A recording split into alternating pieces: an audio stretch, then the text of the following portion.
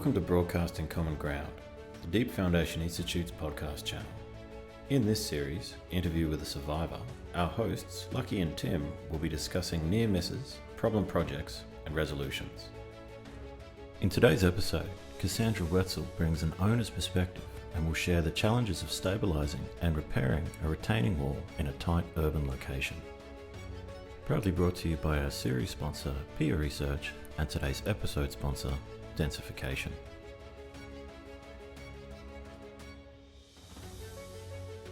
Welcome back to DFI's podcast, Broadcasting Common Ground. I'm Tim Siegel, and I'm here with my talented co-host, Lucky Nagarajan.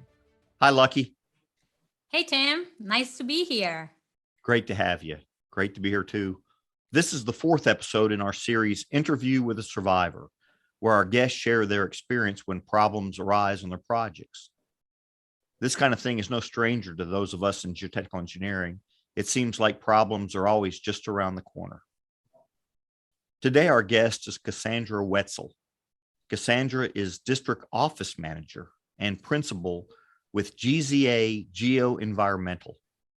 She is a subject matter expert and known for her creative problem solving. If you've been listening to our previous podcasts in this series, you'll know that our discussions have been primarily firsthand accounts. Those consultants, experts, contractors that are involved in the failure.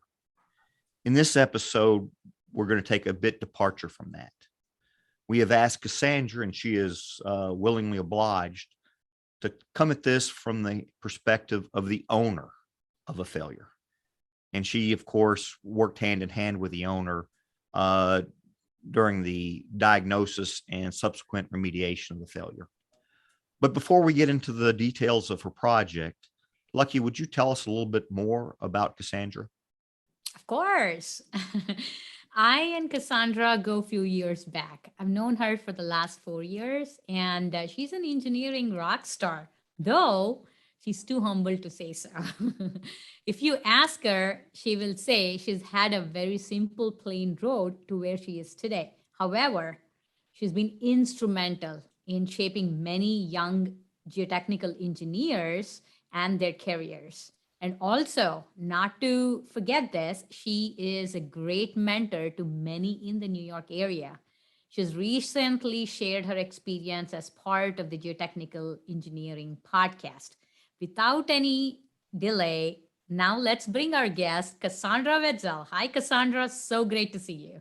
Hi, Lucky. Thank you for the invitation. It's a pleasure to be here. Yes. You received your graduate degree at California State University in Fresno, right? I'm assuming you are a native Californian. How did you end up in Big Apple? What made you move, and how did that happen? California to Big Apple. Yeah, it was a journey, to be sure. So you were correct initially. I got my bachelor's degree in California and my master's here in New York. However, for long-term career, I knew that an urban environment would be a good fit, and I had family on Long Island. So more than 20 years ago, I came to New York and started working here. Now, when you moved to the Big Apple, did you start with GZA or? Oh, I didn't. No, I started actually with Parsons Brinkerhoff, which is now part of WSP. And they gave me an opportunity to get started working on some projects on Long Island and consult with the Port Authority of New York and New Jersey. And I got my graduate degree, like I said, at NYU in Brooklyn. And as a result of that, I ended up moving over to GZA, and I've been here ever since. Okay, so with your title, District Office Manager, what would you say your breakdown is from, say, management work versus technical work? So I would say my technical work probably takes up about 70% of my week. So I'm still a technical principal. I'm still very much involved with meeting clients, developing new opportunities, as well as the execution of some really challenging projects like we're going to talk about today. And I know you know this, but DFI considers themselves really a big champion of women in our industry. And of course, we even have a group, Women in Deep Foundation. Can you tell us a little bit about how it was with Parsons Brinckerhoff, GZA, just in general of growing your career in such a large market as New York City as a female? So when I started my career, I was actually very fortunate to have a mentor and someone who supported my career, and he actually convinced the office manager at Kleinfelder to give me a chance as an intern. So at first, it was someone advocating for me and giving me a chance to come in and work hard and prove myself. And I did in the lab and in the field and in the office. That opportunity led me to move across country, and it happened again. And someone at Parsons Brinckerhoff again, as my advocate, promoted increasing the number of women in the department and giving me an opportunity to move across country and be a part of their engineering team.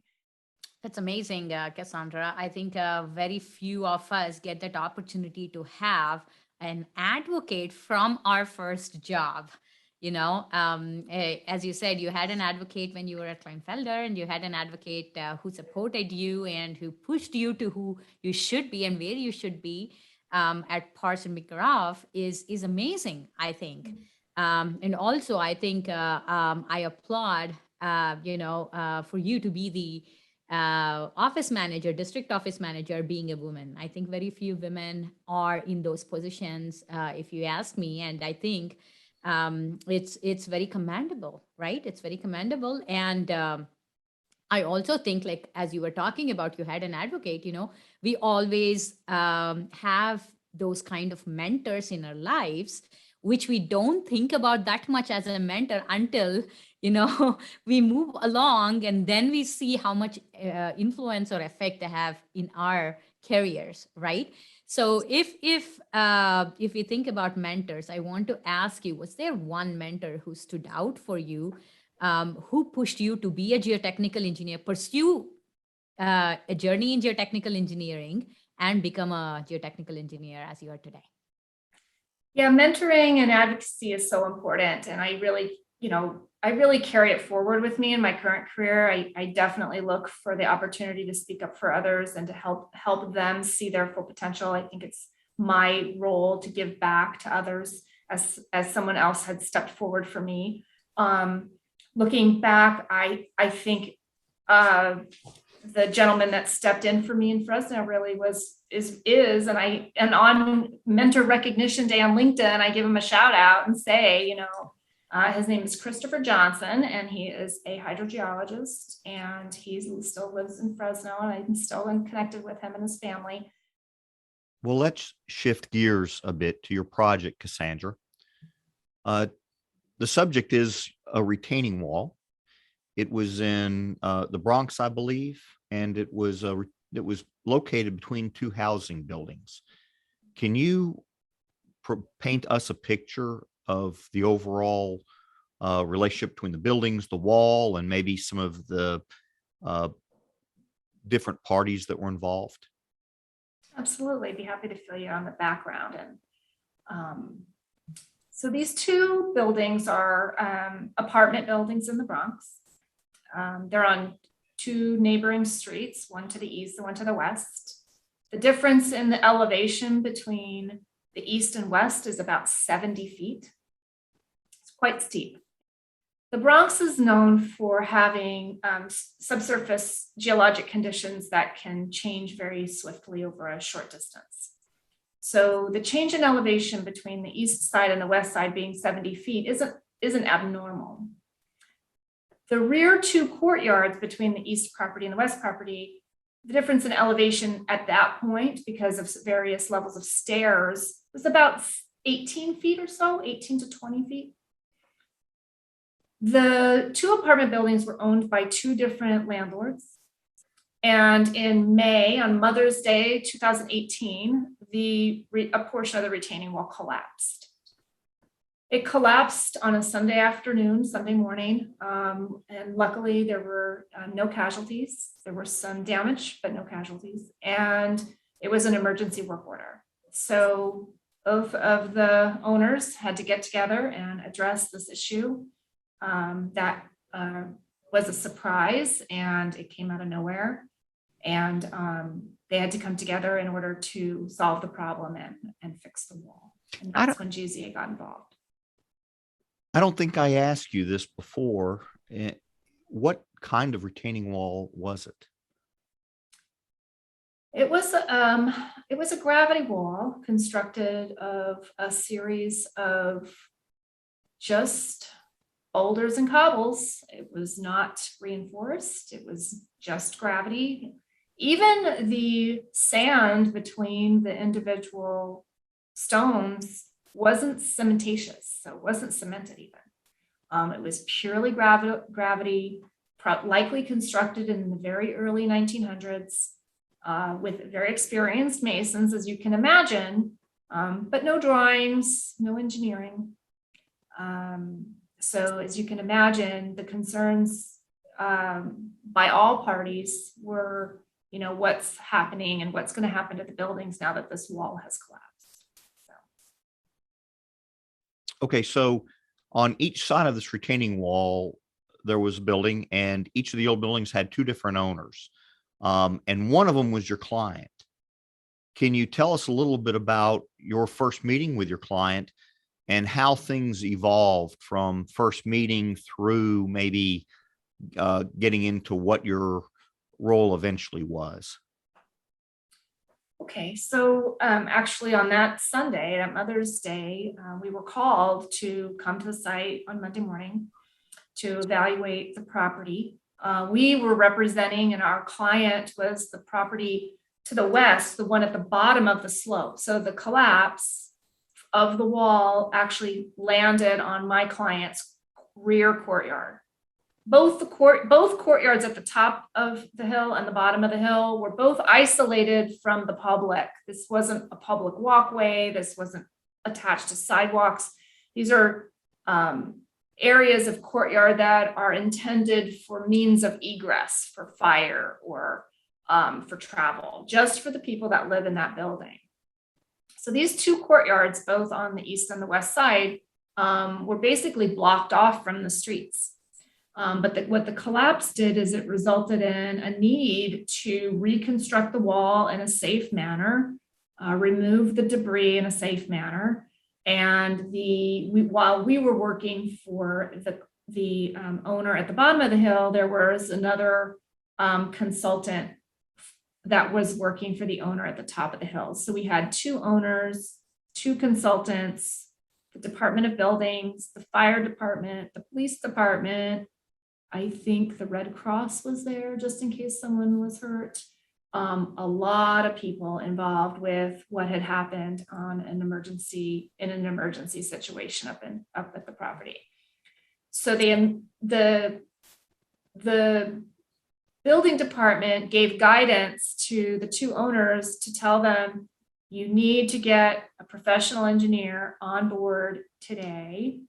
And it's important that you get a professional engineer on board that's experienced and that can begin to address the situation immediately, because they said that you need to do the rebuild construction before you start to talk about litigation.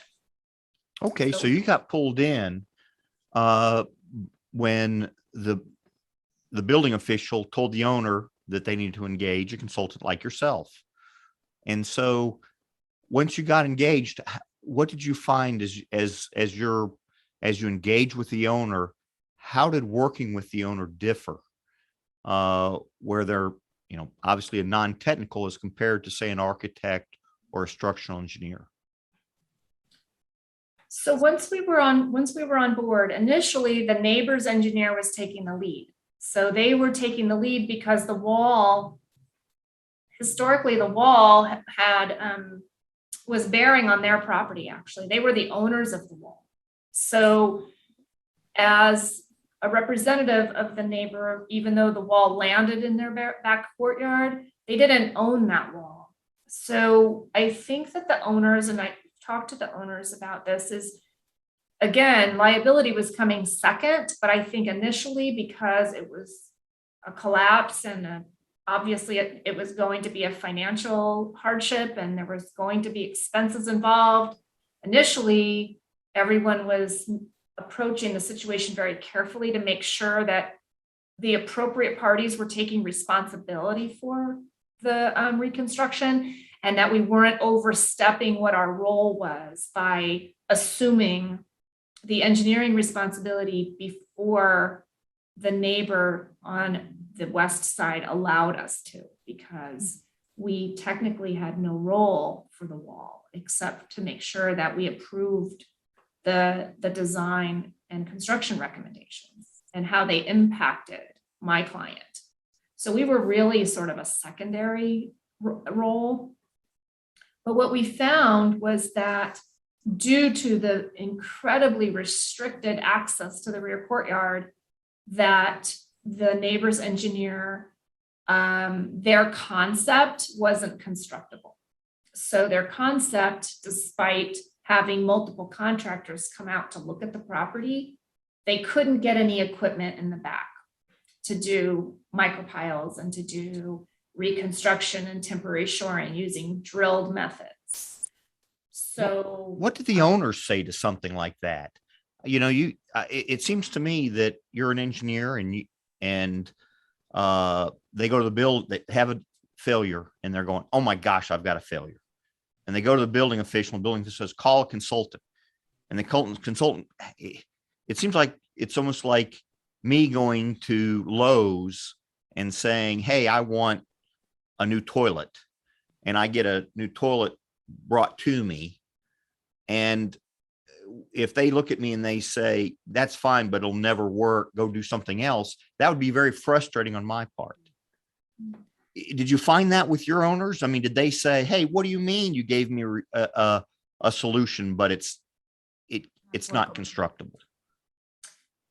I think that it was it was an engineered solution. I mean, technically it would hold up the soil and hold up the earth pressures. Did you get feedback from your owner? Did he say, hey, wait a minute now? They were frustrated that it was taking so long. And with a time delay wasn't necessarily the concept. It was trying to find a builder of the design. Mm-hmm. And there just was no way to get the equipment in. And we needed to take the time to interview the contractors for them to actually say no. And once they said no, a half a dozen of them, then we had to go back to the drawing board. So the frustration was, why is this taking so long? Fines are accumulating. We are at risk of even additional fines because it's not being resolved. So it sat in its collapsed state for a year. So having an owner in this situation where has no idea about engineering or construction, it could be definitely not an easy solution for anyone, right? And especially if you have to communicate your ideas and your solution options and why the solution A does not work, why solution B can work, it's really a difficult situation. It's got to be. Don't you think? I mean, could you imagine we built the Brooklyn Bridge, we've put men on the moon, and then we go to an owner and say, we can't fix your rock retaining wall. I know. Right? Especially to somebody that's non-technical. They're going to go, what are you talking about? Are you really an engineer? I'm in the Bronx. I'm in the most important city in the world. Well, sorry, London, but yes, the most important city in the world. And I can't get my stone wall fixed. Anyway, proceed. Yeah. Keep going, Lucky. Yeah, I know. That's very crazy thing to say. And even for the owner to hear, I'm sure. I mean, he's not definitely thinking that, I just want this wall to be stable. I just want this wall to have proper drainage.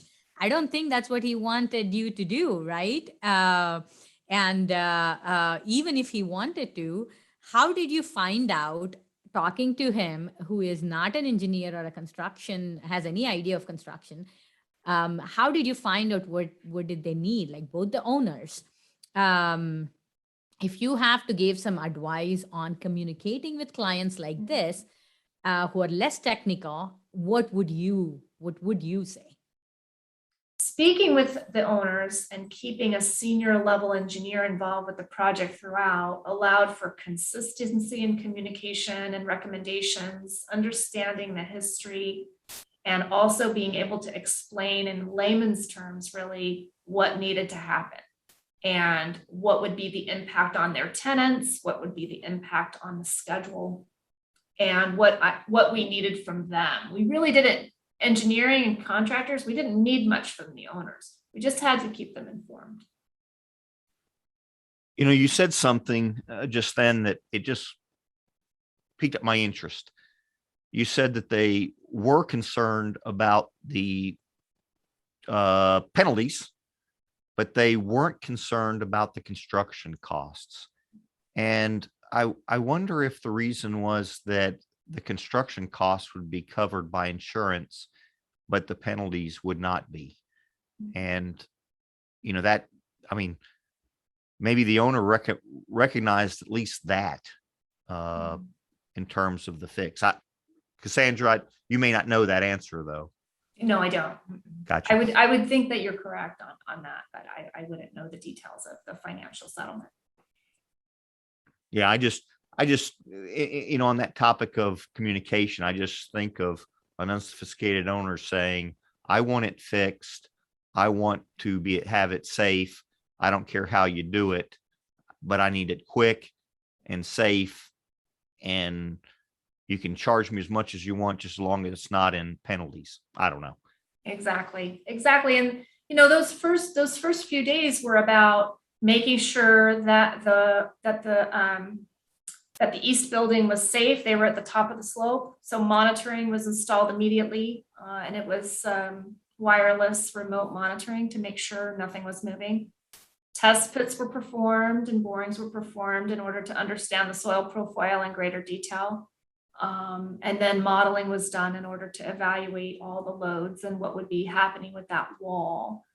What we realized was that the wall that had existed couldn't be reconstructed as it had previously existed, because based on the loads on the wall, it actually had a safety factor less than 1.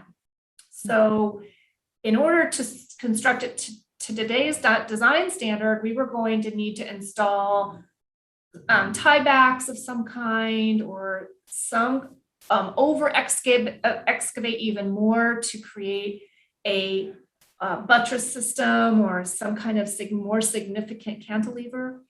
And that might have undermined the building to the east. And that's why we ended up constructing and designing a one-on-one slope for the repair instead of a vertical retaining wall that's 18 feet high.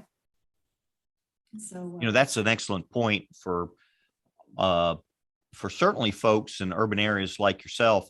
You've got a wall that's been around for over 100 years. It has a problem, and then you realize that whatever you replace that with has to have a substantial higher factor safety and probably a lot more invasive than the previous structure. That's a good point. And if we had access to the backyard, there's so many different types of equipment we could have got back there and done miracles. And it could have been faster than construction using just manual labor and hand tools. The excavation, the removal of the debris from the collapse alone was a little like the reference to Shawshank Redemption, right? So it was all wheelbarrows and men with bags. So yeah, you were the Andy Dufresne of geotechnical engineering.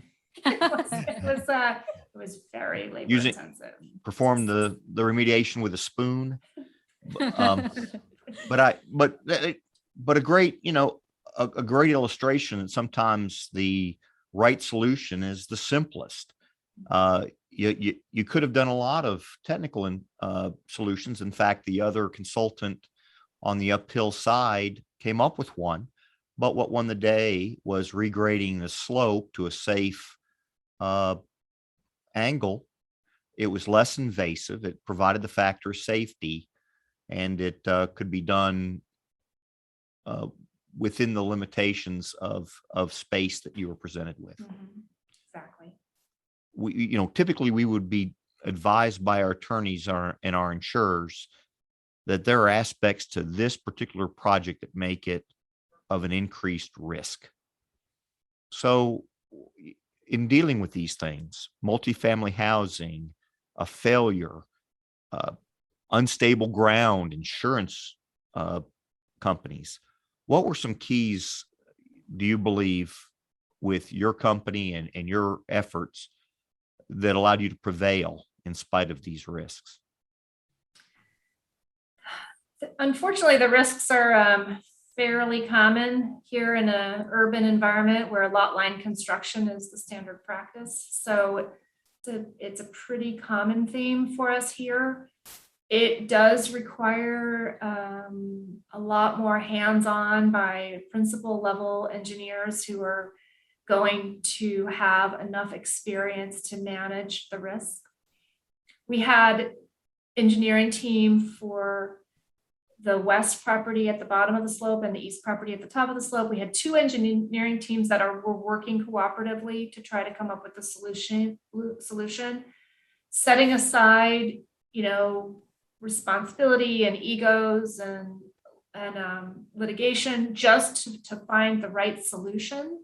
That was really paramount. And so when you have a couple of consultants working towards the same goal and to mitigate risk and to look out for each other and look out for the owners, that really was, an important part to our approach to this particular project. As you can imagine, GZA doesn't want to land up in the newspaper, and we don't want to be stuck with any headline. So safety, monitoring, movement, communication, the proper analysis, proper explorations are all part of that recipe to come up with what's going to be correct for that particular retaining wall. And each site's different, so you have to approach it with whatever tools are in your tool belt to come up with the right answer. That made me think you had mentioned the technical aspects and how you were focusing on those. But we do learn from, study after study seems to show that we get into trouble with litigation when one party gets upset. Did you ever feel that the owners were getting frustrated, upset, and did they ever point their anger at you or at the engineering community that they weren't getting satisfied? No, we didn't have it. No, there was I think frustration, like I said, with regards to timing, like it was a little slower than they had thought it was going to take. So, Tim and Cassandra, it is time for our sponsor break.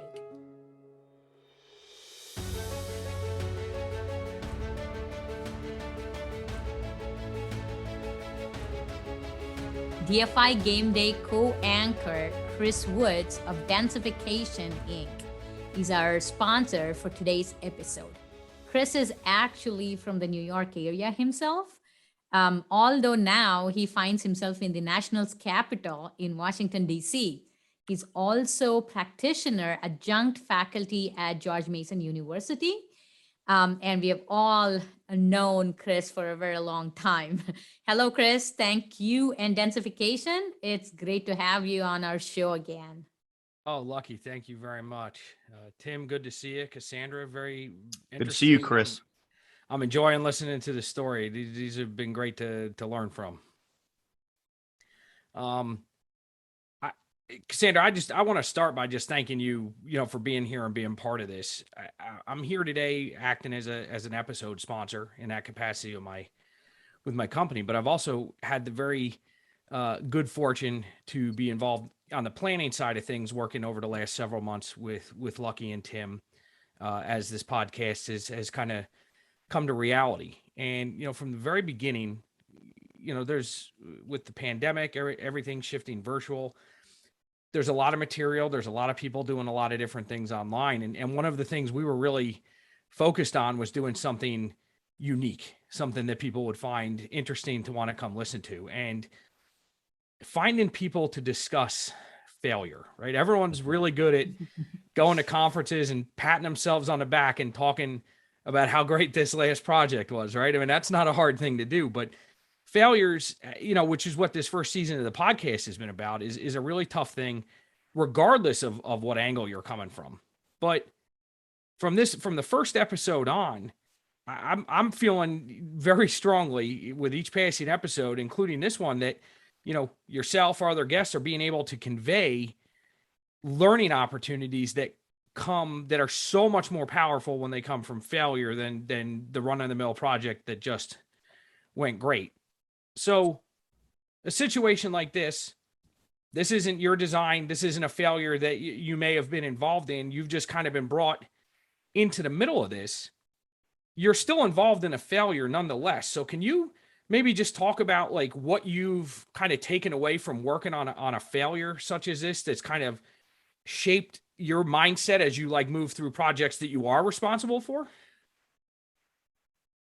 Question. Well, certainly coming away from this project and looking more closely at walls and retaining walls has really been a big focus of our team and our group here in New York. As you can imagine, long-term stability of retaining walls, risk and bracing of existing walls, monitoring of walls, the diversity of the types of historic wall systems that exist, both above grade and below grade, along waterfront is something that takes a kind of a deep dive into what was especially being used, in New York. What was being used, why was it being used, what can you expect to encounter, and why are you going to encounter it? The city launched a retaining wall program really to protect the public from these walls as a result of a major collapse up in the Bronx. And that retaining wall collapse on Route 9, I think it's Castle Hill, right? Or is Castle it Village? Yeah. Castle Village, right. So Castle Village really drove this whole retaining wall protection and retaining wall inspection program by the Department of Buildings, that they are asking engineers to be responsible and to take ownership of these walls and to establish criteria that forces repair, maintenance, rehabilitation, or monitoring. So the city really stepped up, and that's really allowed us to kind of broaden what are we recommending today, and is it going to last, and what are we talking to people about when we're talking to them about retaining walls. Right. Yeah, but at the same time, I mean, a recommendation is only as good as then an owner that is willing to act on it and properly implement it, right? I mean, that's only half of it. That's true. All right, so one more question, and this is more just like, the engineering kind of geeky side of me, right? I've seen some of the pictures preparing for, talking with you today. You're not kidding. That's a tight site. So you had mentioned before borings, test pits, like what kind of equipment? You had to base a design on something, right? So like what was this? Right. What did this investigation look like? What did it entail? What kind of equipment? Like what did you get in there? They were all hand dug test pits. But we had to understand what was at the base, right? So we did test pits at the bottom, which is the west side. But the more important test pit was on the top of the slope. And it was actually inside the cellar of the east building because we didn't know where their footing was. And we ended up going, because we had to create a slope stability model. And if we didn't know the geometry of their footing, we kept thinking that they are inducing pressure on the slope. And I have to share a schematic with Lucky as part of the background and the graphics for the presentation today, but that was one of the most instrumental pieces to understanding the risk of the building at the top of the slope. And that once we knew that geometry, it really eliminated the risk. We knew the building wasn't moving from the monitoring, but if we didn't have those elevations, we couldn't model it. Right. Yeah. Because I mean, it's a difference between a life safety issue and not a life safety issue. So. Exactly. It also gave us a chance to understand the granular nature of the backfill and the relative density of the backfill. And that helped us to develop our active and passive pressure coefficients. So friction angle, active and passive, those were also key in evaluating how much load was going to be acting on those new knee walls, and was the one-to-one slope going to work, even with the shotcrete. So we really had to get in there. Now the borings were just done at the upper and lower sidewalk levels, not within the backyard. We couldn't do it. In those confined spaces, though, we do have hydraulic and electric rigs that are hand carried into basements and hand carried into tight spaces and then reassembled. We don't use the tripod rig anymore. We use a more advanced system. So I remember the tripod rigs. Yes. No tripods anymore. So there's electric rigs and hydraulic rigs that the drillers actually physically carry into these tight spaces. Yeah. Got it. And we also use in the test pit is really cool is we use a dynamic cone, which is a hand driven probe that gives us relative density as well. So yeah, cool. You have to use those tools, I tell you. Yeah, no, that just kind of was like, man, now I'm looking at these pictures. I'm like, how do you get in it, right? I put myself back in my shoes as a geotechnical engineer. I'm like, how do I even scope something like this, right? So. Yeah, and that was nice too. The owner really didn't push us too much, right? It was emergency action. So they really were just like, give me your resume, give me your fee schedule, come out. It wasn't like change order by change order by change order by change order. It was just keep working until it's done. And at the end, we'll iron it all out. So it was just T&M work until completion. All right. Well, thank you again for humoring my couple questions here. Tim, Lucky, it's always good to see you guys. I appreciate you having me on today. So good to have you, Chris. Nice to talk to you. Great to see you too. All right, take care, guys.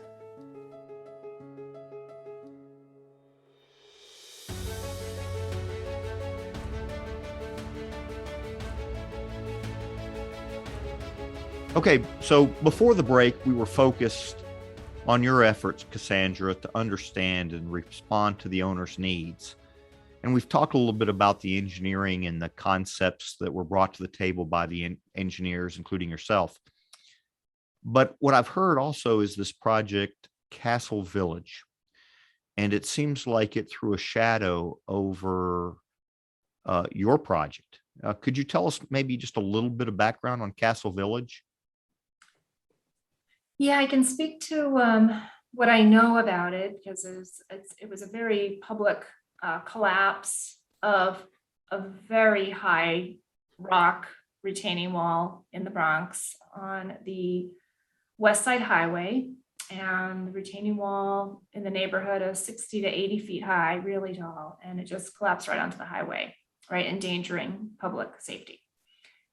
The wall had been observed to have been bulging and moving, and it had shown signs of distress, and it was being monitored, and it collapsed anyways. But it sounds like it changed policy a little bit within the Bronx and maybe beyond. Yeah. Well, after that collapse, that really drove the building department to take the conditions of retaining walls more seriously and put the responsibility of action into an engineer's hands. Gotcha. So would I be right in if I were to say that, at least in your experience and experience in the Bronx, that failure was a fairly strong driver in the evolution of at least the practice on historical retaining walls. Yes, very much so. Very And much so. would it be also fair to say that, and in a way, you benefited from that? I mean, it sounds like, wouldn't you say your two owners came together because of the atmosphere that was created by Castle Village? Is that maybe true? It's possible. It's possible that allowed them to work more cooperatively together. The changes that resulted from Castle Village with the intent of protecting the public and public safety is a benefit to everyone. That's wonderful to hear that, and I know that we go along the spectrum, we move to one end and then the other, and so many times, at least my experiences, we get in projects where the dollar is the driver, and that and many times it drives a wedge between the contractor, the owner, or in this case, two owners. But it sounds like, which is very nice, refreshing to hear, that on this project, it really wasn't the dollar. It was really the safety and all the concern for each other. And boy, that's rare in society in general. But to come together and come up with a solution where everybody wins. And I guess we could be grateful to whoever was in, I guess, post failure of the Castle Village project. We can be grateful to them for the situation you were in. Yeah. My client, he has expressed to me that he realized that the repair was going to cost money. He knew it. But he knew that if they went to litigation, it would just be worse for everyone. So if you're thinking, I mean, it's in New York City, it's really, really difficult, right, to resolve a failure like this, or even think about any kind of failure, any kind of dispute. It's so difficult to resolve in New York City. There are too many parties present, right? On engineering projects that we have seen, usually it is never just the client, right? The client actually has DEP, DEC, the city, Port Authority, everyone is involved based on the location of the project. When you're thinking about this project and the way it was and the people who were involved, is this level of difficulty common to the New York cultural fabric, or would you think this type of failure is a challenge anywhere else as well? I think it's a challenge pretty much anywhere. Retaining walls, and we've seen them in rural environments here, even in the 5 boroughs. We've seen them on Staten Island. We've seen them move. So this can happen anywhere. And that's why I think that sort of deeper and larger understanding of retaining wall performance is important, because it impacts, it does impact more than just a single owner. In preparing for this podcast, Cassandra, we talked a little bit and one of the things we asked you was, were you the person that was the point person for GZA? And you said yes. In fact, you had the majority of contact with the owner, one of the building's landlords. Was that strategic, or did it just happen? No, it was strategic. Yeah. How come? Because for a project like this, where it's more likely than not to go to litigation, it's our practice typically to keep a principal involved throughout. It's just the way to handle kind of an expert related case. Some of the inspection work was done by staff. Some of the site work and photographs and site visits were done by staff or a project manager. But the day-to-day correspondence decision making was all on me. And I can see the rationale of that.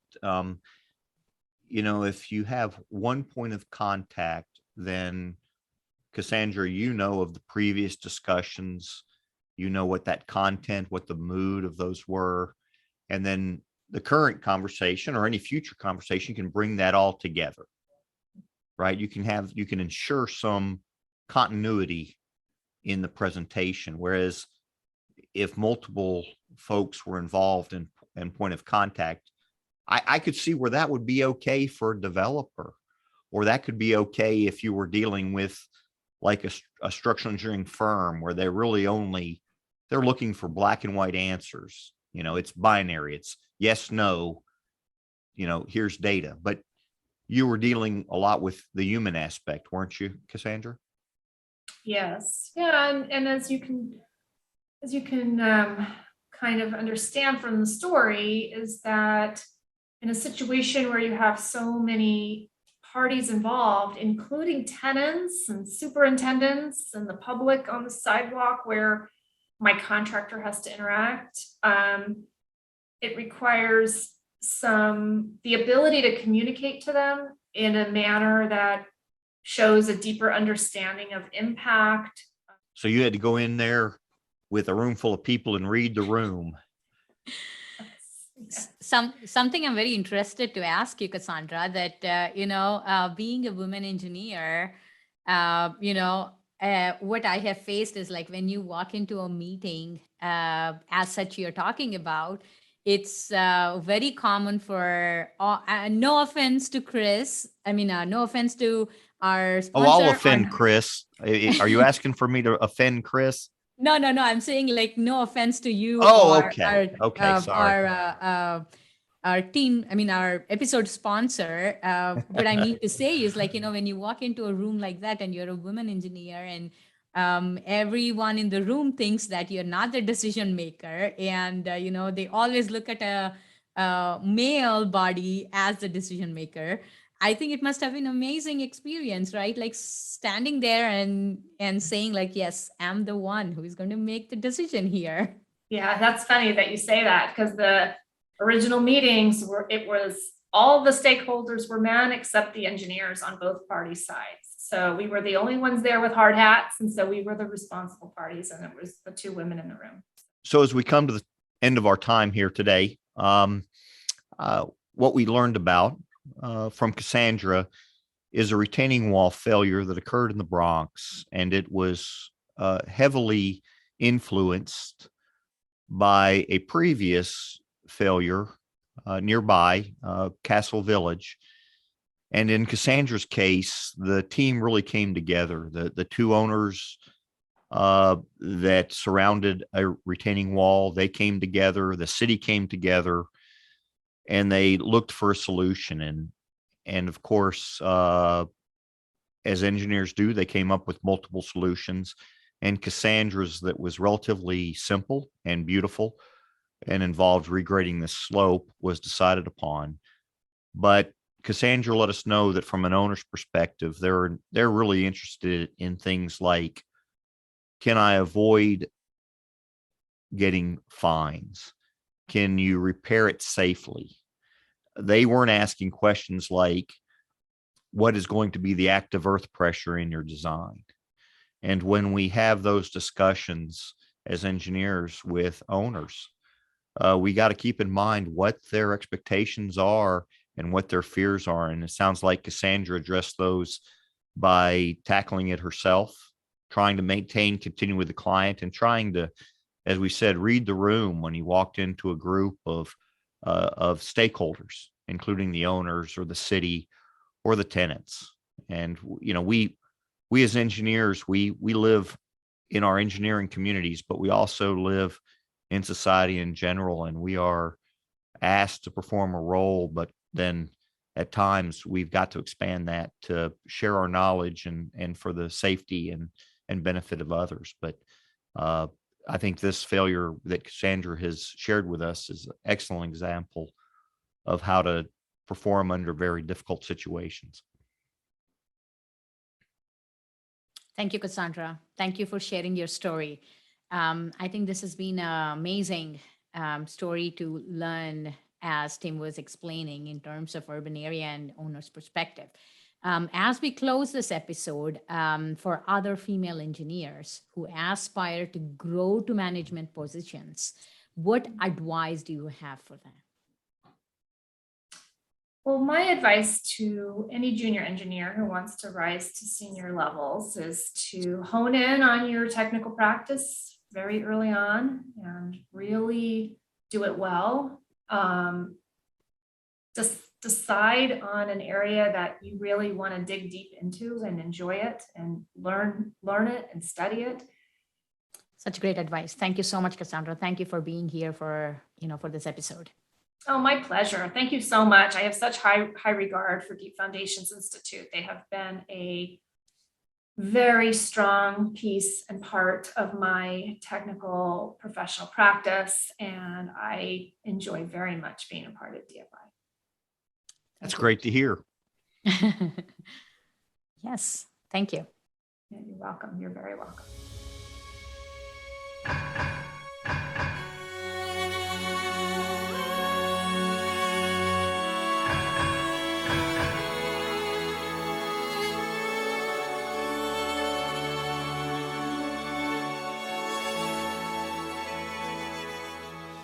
On behalf of DFI, we hope you enjoyed this episode.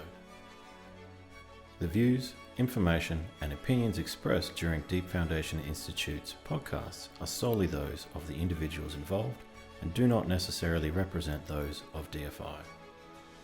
DFI does not verify or take responsibility for the accuracy of the information contained, nor does it warrant that the information contained herein is suitable for any general or specific use. The podcast is available for private, non-commercial use only. Editing, modification, or redistribution of this podcast is prohibited. Proudly brought to you by our series sponsor, Peer Research, and today's episode sponsor, Densification. Thanks for your time.